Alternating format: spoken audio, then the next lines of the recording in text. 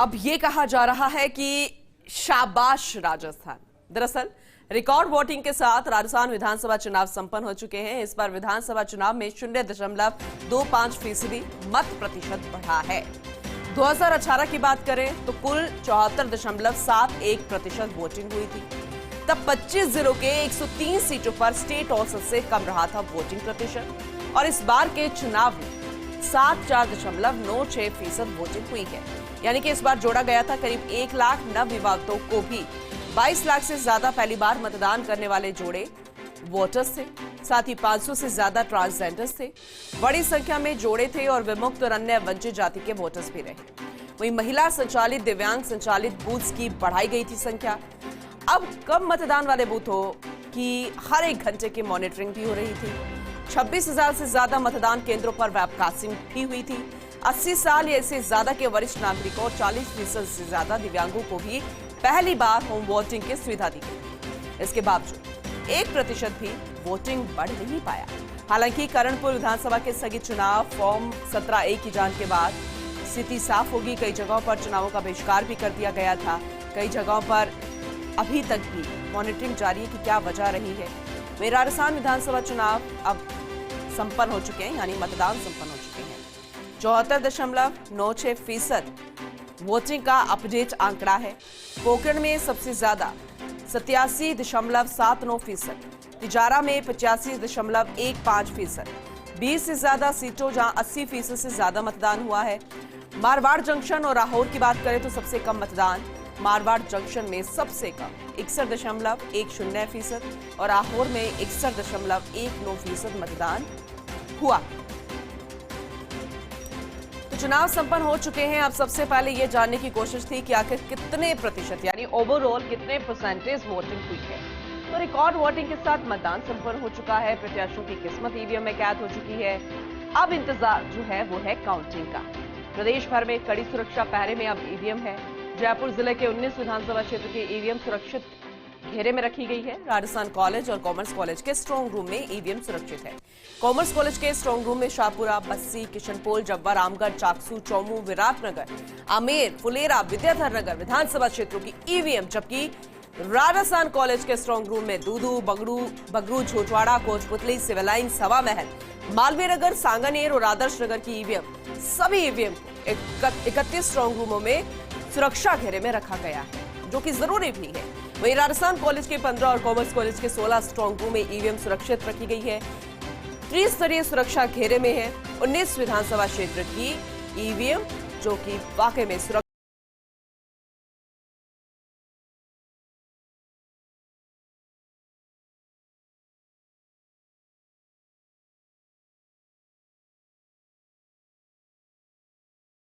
सहयोगियों का रुख कर लेते हैं। अजमेर से हमारे साथ शुभम जैन जुड़ चुके हैं और जोधपुर से राजीव गौड़ हमारे साथ हैं और राजधानी जयपुर से विनोद सिंह चौहान। सबसे पहले राजधानी का रुख करेंगे, जान लेते हैं कि वहां के हालात कैसे हैं, क्योंकि त्रिस्तरीय सुरक्षा के घेरे में है 19 विधानसभा सीटों के ईवीएम। विनोद, अभी अब कहां पर मौजूद है या फिर अभी आपके पास क्या अपडेट है, किस तरीके की जानकारी है ईवीएम सिक्योरिटी को लेकर?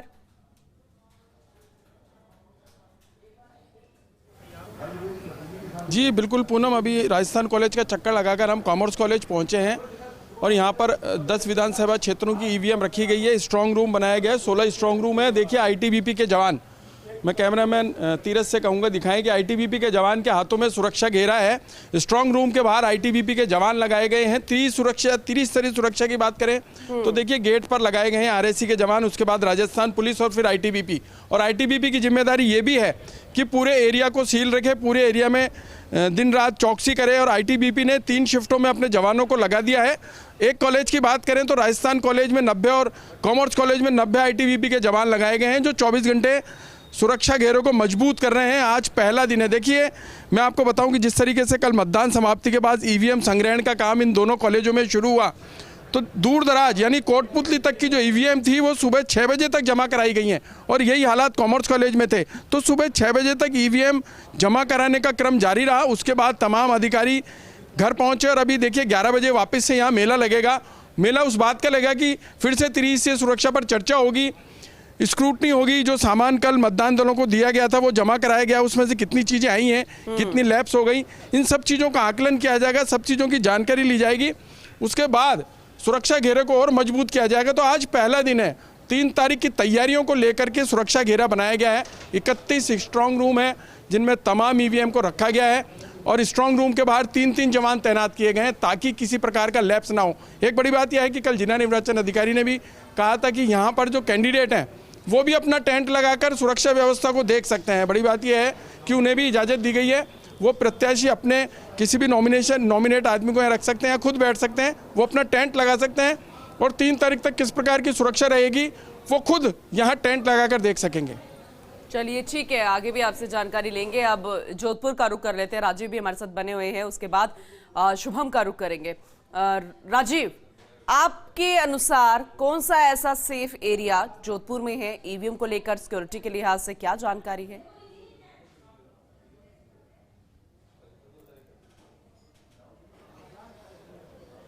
देखिए, अभी आपने बहुत खूबसूरत बात कही कि शाबाश राजस्थान, लेकिन हम शाबाश राजस्थान के साथ जोड़ना चाहेंगे शाबाश प्रशासन और शाबाश पुलिस और शाबाश जनता, कि जनता ने जिस उत्साह के साथ मतदान किया है और पुलिस और प्रशासन जिस मुस्तैदी के साथ में शांतिपूर्ण तरीके से मतदान करवाया। अब तैयारी है मतगणना की, 3 दिसंबर को मतगणना होनी है। सभी जो ईवीएम है या स्ट्रॉन्ग मशीन जो है, स्ट्रॉन्ग रूम्स हैं, यहाँ पर रखिएगा। आप देख सकते हैं सुरक्षा की चाक चौबंद इंतजाम है। और दूसरी तरफ से मोहन जी आपको तस्वीरें दिखा रहे हैं, यहाँ जो अतिरिक्त उपायुक्त हैं चंचल मिश्रा, उनके देखरेख के अंदर तमाम व्यवस्थाएं संभाली गई हैं। पुलिस कमिश्नर रविदत्त गौड़ से लेकर के डीसीपी, जो यहाँ के दोनों डीसीपी हैं, वो अलग अलग नजर रखे हुए हैं। देखिए, तमाम जो हर व्यक्ति को चाकचौक व्यवस्थाओं के साथ में जिसकी व्यवस्था की जा रही है, या कोशिश भी कर लेते हैं। क्या यहाँ किस तरह की व्यवस्था की गई सुरक्षा के लिहाज से? परिंदा भी पर नहीं मार सके, 3 को चुनाव का मतगणना होनी, कैसी व्यवस्था है? यहाँ पर 3 लेयर प्रोटेक्शन बेसिकली सारे ईवीएम्स के लिए किया गया है। अंदर का जो मेन स्ट्रांग रूम है वो पूरी तरह से सीएफएफ के अंडर कंट्रोल रहेगा। उसके बाद पेरी फेरी में हमारा जो आरएसी का जाप्ता रहेगा। उसके बाद हमारे राजस्थान पुलिस के जो ऑफिसर्स हैं वो सुपरवाइजरी ऑफिसर और सीनियर सुपरवाइजरी ऑफिसर्स लगाए गए हैं, जो टाइम टू टाइम इस पर पूरी व्यवस्था को चेक करेंगे और व्यवस्थित रखेंगे। दिन की तो बात ठीक है, सर्दी का मौसम शुरू हो गया, रात को कोई लापरवाही नहीं हो, किसी को नींद नहीं आ जाए, कोई अनहोनी नहीं हो जाए, उसको देखते क्या व्यवस्था है? पूरी व्यवस्था शिफ्ट वाइज लगी है, तो एक मॉर्निंग शिफ्ट रहेगी और एक नाइट शिफ्ट रहेगी, तो किसी भी शिफ्ट में किसी भी तरह की कोई लापरवाही होने की कोई संभावना नहीं है। तो देखिए, बड़ी बात उन्होंने कही, सुरक्षा की एक अनुभवी अधिकारी। नरेश जी, किस तरह से आपकी पूरी टीम यहाँ पर मुस्तैद है? जैसा अभी मैडम ने बताया है, हमारी जो 3 लेयर सिक्योरिटी अरेंजमेंट रहेगा, अंदर सीएपीएफ की रहेगी, बाहर आरएससी रहेगी और जिला पुलिस की रहेगी और शिफ्ट वाइज ऑफिसर्स डेप्यूट किए गए हैं। पूर्णतः चाक चौबंद हमारी सुरक्षा व्यवस्था रहेगी। तो आप देखिए, कुछ तस्वीर आपको दिखाते, देखिए इस वक्त जो करोड़ों दर्शक परसेंट यहाँ देख रहे हैं, उनको दिखाते कि आखिर व्यवस्था जो है वो किस प्रकार की चाक चौबंद व्यवस्था है। परिंदा या पर नहीं मार सकता। स्वर्गीय भवानी सिंह आपको तस्वीर दिखाएंगे।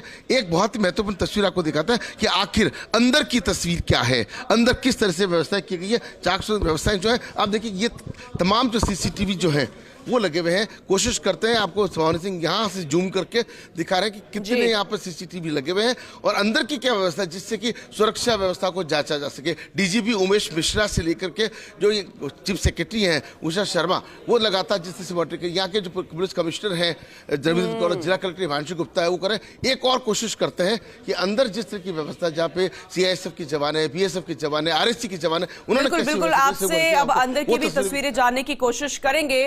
राजीव, आप बने रहिएगा हमारे साथ। अब अजमेर का रुख कर लेते हैं। शुभम हमारे साथ लगातार बने हुए, उसके बाद कोटा का रुख करेंगे भंवर के पास। शुभम, आपके पास क्या जानकारी है? क्योंकि राजधानी जयपुर की तस्वीरें दिखा दी हमने जोधपुर की तस्वीरें दिखा दी, बहुत ही ज्यादा टाइट सिक्योरिटी है। क्या अजमेर में भी वही नजर आ रहा है?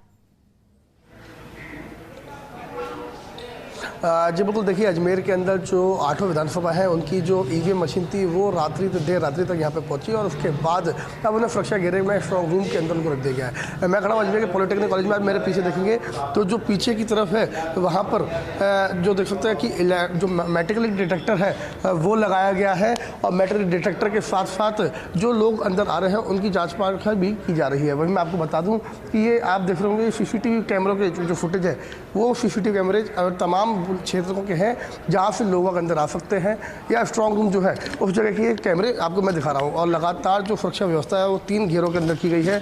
CRPF जो ITBP के जवान है वो भी यहाँ पे लगाए गए हैं। आप देख सकते हैं जो बंदूकधारी शस्त्र के साथ जो जवान है वो यहाँ पे लगाए गए और किसी तरीके की कोई चूक ना हो उसका विशेष ध्यान रखा गया है। जो RO है वो लगातार यहाँ पे पहुँचे हुए हैं और ऑब्जर्वर भी यहाँ पे कुछ देर पहले यहाँ पे आए थे, लेकिन जितने भी रिट्रेनिंग अधिकारी हैं 8 विधानसभा के वो यहाँ पे मौजूद हैं और स्ट्रॉन्ग रूम की कड़ी जो कह सकते हैं सुरक्षा के साथ देखिए बंदूकधारी जो जवान है वो यहाँ पे खड़े हुए हैं। और के साथ साथ जो यहाँ पे जो गेट है, ये गेट के साथ साथ किसी को यहाँ पे प्रवेश नहीं दिया गया है और जो बंदूकधारी जवान है वो यहाँ पे खड़े होकर के इनकी सुरक्षा कर रहे हैं। तो 2 अलग अलग शिफ्टों के अंदर यहाँ पे इनकी ड्यूटी लगाई गई है। करीबन 100 से अधिक जवान यहाँ पे पूरे जो पॉलिटेक्निक कॉलेज है वहाँ पे लगाया, मुख्य द्वार से लेकर के मुख्य द्वार के बाद फिर यहाँ पे अगर बात करें स्ट्रॉन्ग रूमों की, चाहे वो मसूदा हो, केकड़ी हो, सारे ब्लॉक अलग अलग बनाए गए हैं और तमाम ब्लॉकों पर जो सुरक्षा व्यवस्था है वो रखी गई है। वहीं CCTV फुटेज कैमरों के जरिए भी यहाँ पे जो सुरक्षा व्यवस्था है वो की गई है। और ये जो ब्लॉक में हम खड़े हैं यहाँ पे 3 विधानसभाओं की काउंटिंग होगी और उस काउंटिंग को लेकर के भी तैयारियां की जा रही हैं। वहीं अगर मैं आपको बताऊं तो अजमेर जिले की जो 8 विधानसभा है उनके करीबन 4 ब्लॉक बनाए गए। उन 4 ब्लॉकों के अंदर जो स्ट्रॉन्ग रूम है उनको बनाया गया है और स्ट्रॉन्ग रूम बनाने के साथ ही जो व्यवस्था है उनको सुचारू किया गया है कि किस तरीके से जो व्यवस्था रहेंगी। बार बार गाइड किया गया था, चाहे जिला कलेक्टर हो, चाहे अजमेर SP हो, तमाम जो बड़े अधिकारी हो उन्होंने इनको गाइड किया था कि किस तरीके से काम करना है। और लगातार जो बैठकों का दौर जो प्रत्याशी है शुभम, यूं समझा जाए कि उन्हें थोड़ा सा आराम मिल गया है 3 तारीख तक, क्योंकि अब तो बस इंतजार करना है, ये देखना है कौन जीत रहा है, कौन हार रहा है। लेकिन ये सभी अधिकारी जो हैं, ये जो प्रशासन है, ये अभी भी अपनी जिम्मेदारी संभाल रहा है, इनको अभी आराम नहीं है। चलिए कोटा का रुख कर लेते हैं। भंवर, आप जरा जानकारी दीजिएगा कौन सा सेफ जोन ऐसा है जहां पर EVM सिक्योरिटी में है, त्रिस्तरीय सुरक्षा, वहां पर भी क्या नजर आ रही है?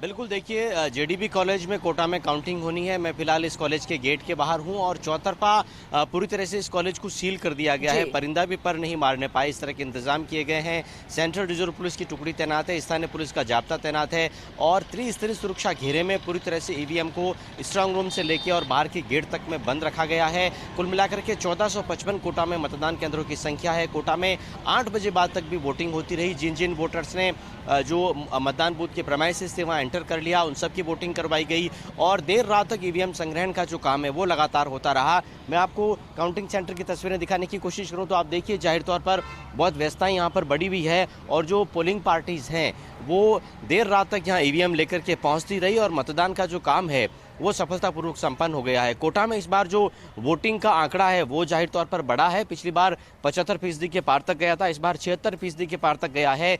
0.61% तक मतदान में इजाफा हुआ है। लेकिन काउंटिंग 3 दिसंबर को ठीक नियत समय पर शुरू हो जाएगी और अब मतदान संपन्न होने के बाद जिला निर्वाचन का जो पूरा विंग है वो अब काउंटिंग की तैयारियों में जुट गया है और अलग अलग टेबल्स लगा करके और विधानसभा वार कुल मिलाकर के काउंटिंग का जो काम है वो होना है। आप देखिए रात को जो वीडियोग्राफी और डाटा संग्रहण का काम था वो विधानसभा वार इन टेबल्स पर किया गया और फिलहाल आप जो देख रहे हैं ये बड़ी संख्या में वो सेनानी है जिन्होंने सफलतापूर्वक मतदान को संपन्न करवाया पोलिंग बूथ्स पर देर रात तक अपनी ड्यूटीज करके और अब ये मतगणना की तैयारियों में जुट गए हैं। तो आप देखिए फिलहाल ये नज़ारा काउंटिंग सेंटर्स का है जहां EVM संग्रहण के बाद जो आज की तैयारियां हैं मतदान के दूसरे दिन की वो इस वक्त आप होते हुए देख रहे हैं और कड़े सुरक्षा घेरे में फिलहाल सभी EVM मशीनों को रखा गया है। कुल मिला के 41 प्रत्याशी हैं कोटा जिले की सभी विधानसभा की 6 सीटों पर। सबसे ज़्यादा 9 कैंडिडेट कोटा दक्षिण विधानसभा से हैं और सबसे कम 5 कैंडिडेट रामगंज मंडी विधानसभा सीट से हैं। मोटे तौर पर कोटा की और कोटा संभाग की 17 सीटों पर 1, 2, 3 सीटों को छोड़ दिया जाए तो बीजेपी कांग्रेस में सीधा मुकाबला है और आमतौर पर ऐसा माना जाता है कि कोटा संभाग में बीजेपी कांग्रेस पर भारी पड़ती है। तो नतीजों का आप सभी को इंतजार रहेगा। सभी प्रत्याशियों का भाग्य EVM में कैद हो चुका है और हॉट सीट समेत कुल मिलाकर के कोटा जिले की 6 और संभाग की 17 सीटों पर नतीजों के इंतजार 3 दिसंबर को समाप्त हो जाएंगे। जी पूनम। चलिए ठीक है, इस माहौल के बारे में भी आपसे जानकारी लेंगे क्योंकि जो भविष्य है इन तमाम प्रत्याशियों का वो तो EVM में कैद है, वो तो है सिक्योरिटी में, लेकिन बाहर किस तरीके की बातें हो रही है क्योंकि वो भी जानना जरूरी है, ये भी आपसे जानेंगे। एक बार विनोद सिंह का रुख कर लेते हैं जो कि राजधानी जयपुर से हमारे साथ जुड़े हुए हैं, जिन्होंने तस्वीरें भी दिखाई। विनोद, अभी क्या अपडेट आपके पास है क्योंकि आपने जानकारी दी, त्रिस्तरीय सुरक्षा की भी जानकारी दी, किस तरीके से EVM को सिक्योरिटी में रखा गया है जो कि जरूरत भी है क्योंकि ये वही EVM है जिसे जब भविष्य तय हो जाता है, प्रत्याशियों का रिजल्ट आ जाता है, फिर विपक्ष की तरफ से जो भी विपक्ष में चला जाता है सवाल उठते हैं। इसीलिए सुरक्षा बेहद जरूरी है। अभी किस तरीके के हलचल, किस तरीके की जानकारी आपको मिल रही है, क्योंकि कोई भी यहां पर जानकारी लेने के लिए तो आ रहा होगा कि किस तरीके की सिक्योरिटी है, यानी मॉनिटरिंग हो रही होगी।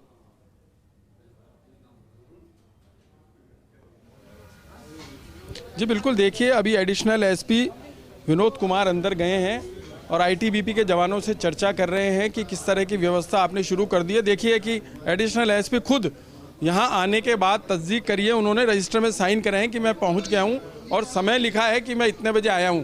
तो यही व्यवस्था वो जांच रहे हैं कि अंदर सुबह से अब तक कौन कौन गया है, किस तरीके से जांच की गई है, आपने सुरक्षा के इंतजाम क्या किए हैं और अब किस तरह की सुरक्षा व्यवस्था रहेगी। देखिए आपने बिल्कुल सही कहा कि विपक्ष हमेशा इस बात को लेकर उद्वेलित रहता है और तैयार भी रहता है कि कहीं कोई चूक दिखाई दे तो हमला बोल दें। इसीलिए सुरक्षा के माकूल इंतजाम किए गए हैं, आईटीबीपी के जवान लगाए गए हैं। देखिए एडिशनल एसपी विनोद कुमार अब बाहर निकले, हम उनसे जानना चाहेंगे सर किस प्रकार की सुरक्षा व्यवस्था है। सुरक्षा व्यवस्था आईटीबीपी के जवान लगे हुए और हमारे पर्याप्त जाब्ता है इसमें। पुलिस के पर्याप्त जवान हैं इसमें, डीवाईएसपी रैंक के, एडिशनल एसपी रैंक के और ओवरऑल भी जाब्ता लगा हुआ है। संख्या बल पर्याप्त है। तो देखिए एडिशनल एसपी ने साफ तौर पे कहा है कि सुरक्षा पहली प्राथमिकता है। जिस तरीके से मतदान संपन्न हुआ है उसके बाद यहाँ ईवीएम जमा हुई है। 4691 मतदान केंद्रों की ईवीएम आप समझ सकते हैं पूनम कि 31 स्ट्रांग रूम बनाए गए हैं। कितनी ईवीएम है, कितना बड़ा काम है। 3 तारीख सुबह 8 बजे तक, 8 बजे मतगणना का काम शुरू होगा, उससे पहले तक सुरक्षा चाक चौबंद रहनी चाहिए। एक एक आदमी की जानकारी होनी चाहिए, जांच होनी चाहिए, तस्दीक होनी चाहिए, उसके बाद प्रवेश दिया जाएगा। ये सब जो लोग अंदर कुर्सियां लेके जा रहे हैं, ये भी जब प्रवेश द्वार से इन्होंने मुख्य द्वार से एंट्री ली थी वहीं इनकी जांच हो गई थी, इनका नाम लिखा गया था, रजिस्टर में नाम दर्ज हुआ था। हर एक आदमी को जांचा परखा जा रहा है कि किसी के पास कोई लैप्स ना रह जाए। इसी तरीके से कॉमर्स कॉलेज और राजस्थान कॉलेज दोनों में जो 19 जिलों की विधानसभा सीटों की 4691 मतदान केंद्रों की ईवीएम है वो सुरक्षा घेरे में रखी गई है। और देखिए आज पहला दिन है क्योंकि 6 बजे तक ईवीएम जमा कराने का काम चल रहा था। उसके बाद तमाम जो आला अधिकारी हैं वो घर भी गए और 11 बजे बाद वापस जुटेंगे और फिर से एक बड़ी बैठक के बाद तय किया जाएगा। अगर संख्या बढ़ानी है तो संख्या बढ़ाई जाएगी, सुरक्षा घेरा मजबूत करना है तो सुरक्षा घेरा मजबूत किया जाएगा, चप्पे चप्पे पे पुलिस लगाई जाएगी। देखिए रात का नज़ारा कुछ और रहने वाला है। जिस तरीके से शादी समारोह में बहुत लाइटिंग रहती है, ऐसी ही लाइटिंग कॉमर्स कॉलेज और राजस्थान कॉलेज में की गई है ताकि परिंदा भी उड़ता हुआ दिखाई दे। अगर कोई किसी प्रकार की कोई चीज़ है वो सामने आ जाए तो बहुत लाइटिंग की गई है। कल रात का नज़ारा अलग था, मेले जैसा माहौल था कि यहाँ ईवीएम जमा कराई जा रही थी और सुबह 6 बजे तक ये क्रम जारी रहा। अब देखने वाली बात रात की रहेगी कि रात में किस तरीके से यहाँ पुलिस, आईटीबीपी और आरएसी के जवान तैनात रहते हैं और चप्पे चप्पे की छानबीन करते हैं। तो आज रात का नज़ारा भी हम दर्शकों को दिखाएंगे कि किस तरीके से त्रिस्तरीय सुरक्षा व्यवस्था का घेरा रहेगा और क्या सुरक्षा के इंतजाम रहेंगे। विनोद आपने सही कहा, लेकिन ये नज़ारा, ये रात की तस्वीर हमें 2 तारीख की रात तक दिखानी है क्योंकि अब इसमें दिन ज्यादा है, रातें ज्यादा है, इसलिए टेंशन और ज्यादा इन अधिकारियों की जो कि इस जिम्मेदारी पर है कि सुरक्षा तो बहुत ज्यादा कड़ी रखनी है। जोधपुर का रुख कर लेते हैं। राजीव, जरा आप भी जानकारी दीजिएगा, यहाँ पर मॉनिटरिंग कौन कर रहा है, कितने अभी सुबह से यानी कल से ही मानकर चले जब से ये ईवीएम यहाँ पर पहुंचे तब से लेकर अब तक कितनी मॉनिटरिंग हो चुकी है सुरक्षा को लेकर, और जितने वर्कर्स यहाँ पर लगे हैं अधिकारियों से लेकर नीचे तक स्टाफ तक के, उनके लिए किस तरीके की व्यवस्था है, खाने पीने रहने हर एक चीज को लेकर?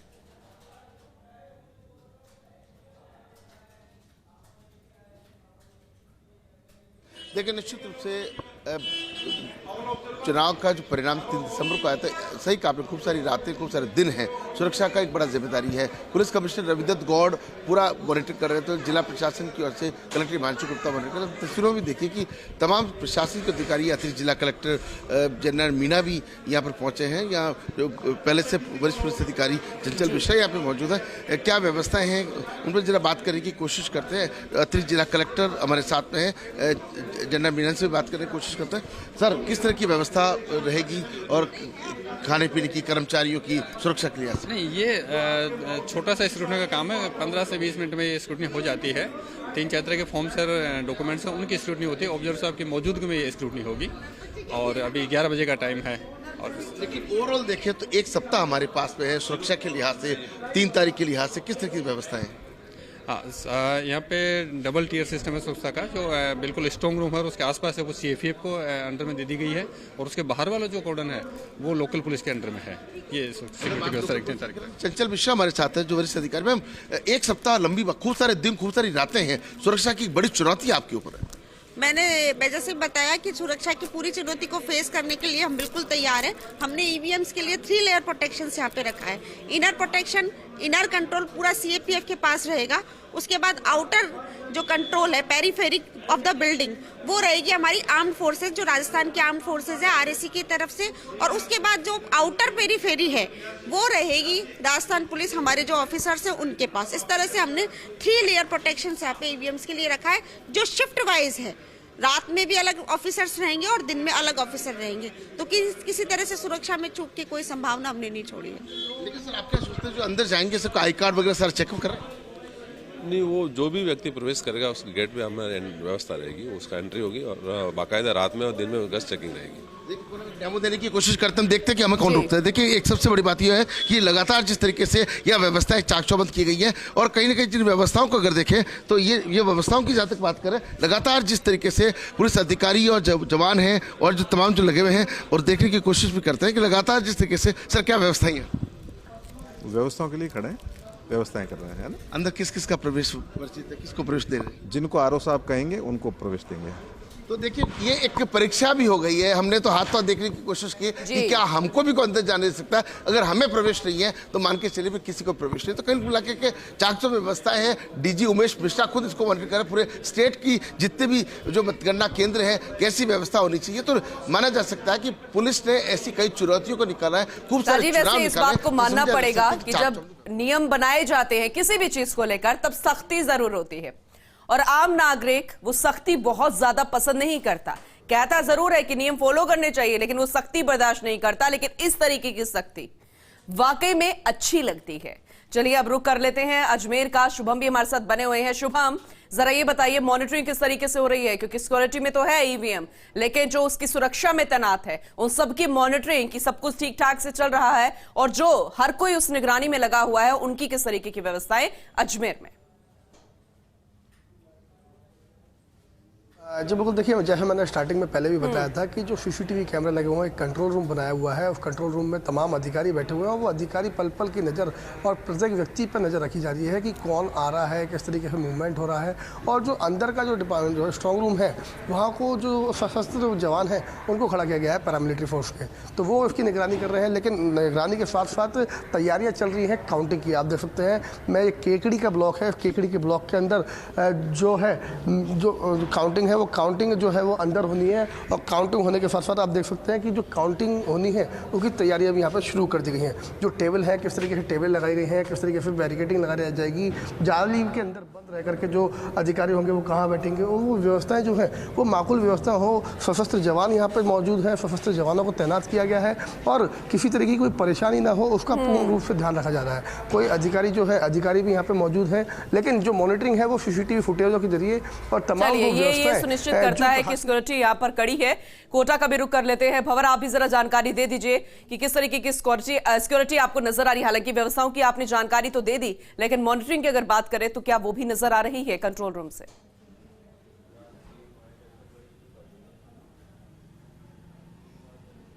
देखिए, मैं JDB कॉलेज के जो सेकंड एंट्रेंस गेट है वहाँ पर खड़ा हूँ, जो एक तरह से मेन एंट्रेंस है, और इसके दोनों तरफ जो है 6 विधानसभा सीटों की अलग अलग काउंटिंग सेंटर्स बनाने की तैयारी हो रही है। इस फ्रंट पे एक मैप है जिसके जरिए मैं आपको समझाने की कोशिश करूं तो आप देखिए जो पूरी सीटें हैं आप देखेंगे कोटा उत्तर, कोटा दक्षिण, सांगोद, रामगंज मंडी, लाडपुरा, पीपलदा, कहां किस किस दिशा में ईवीएम रखी गई है और कहां काउंटिंग होनी है, इसकी जानकारी यहां पर दी गई है। और आप देखिए फिलहाल जो हथियारबंद दस्ते हैं वो लगातार सुरक्षा में तैनात हैं। अंदर जो काउंटिंग सेंटर का गेट है वहां पे सुरक्षा पहले से कहीं ज़्यादा बढ़ा दी गई है और यहां पर हलचल और गहमा-गहमी लगातार तेज है। जिला निर्वाचन अधिकारी MP मीणा यहां पर पहुंच चुके हैं, साथ में पुलिस के अधिकारी पहुंच चुके हैं, उप जिला कलेक्टर राजकुमार सिंह भी अंदर हैं और पूरा जो काउंटिंग का काम होना है उसको एक तरह से उसको प्लान करने का काम बहुत तेजी से लगातार जारी है। और सब मिलाकर के जो 1455 मतदान केंद्र है वहां सारी जो ईवीएम मशीनें हैं उनकी किस तरह से सुरक्षा होनी है, पूरी तरह से कैमरे की जद में ये स्ट्रांग रूम रहेगा, साथ में त्रिस्तरीय सुरक्षा घेरा रहेगा।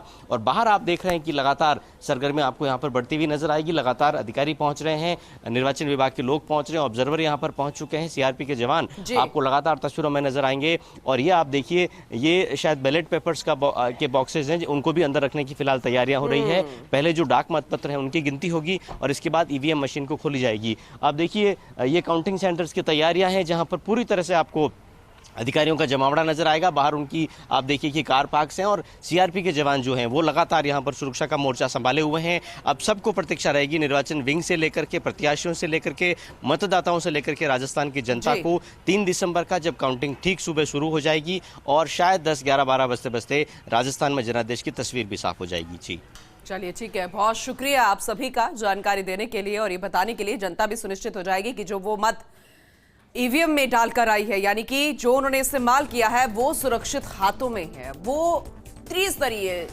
सुरक्षा में है और इसका खुलासा सिर्फ 3 तारीख को काउंटिंग के दौरान होगा। चलिए बहुत शुक्रिया आप सभी का, आगे भी आपसे जानकारी लेते रहेंगे।